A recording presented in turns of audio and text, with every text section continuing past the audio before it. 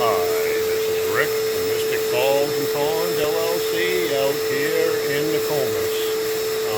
Today I'm redoing another pond clean out. Unfortunately, we had a customer who had a roof cleaned off, or their roof cleaned off, and when they cleaned the roof off, they blew everything into the pond.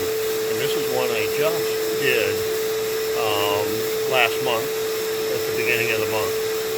And this is what it looks like now. As you can see, it gets worse as we go. You can see the red clay, all the buildup. Unfortunately, we have somebody taking care of the garden here.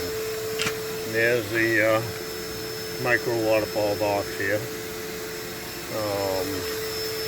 They're hopefully going to the next time give me a call and I'll cover over the pond and do the best I can to keep the stuff from going back into the pond. If you can see the edging of the pond, how it slopes down into the pond itself, all the stuff that's on the patio out here goes right directly into the pond.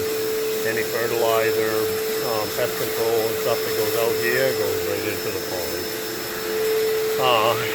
If you're going to build a pond and you're going to try and do it yourself, the best thing to do would be to look up online, see how it's done and done right. There's a lot of pond builders out there that are on YouTube that have videos that show you how to build a pond.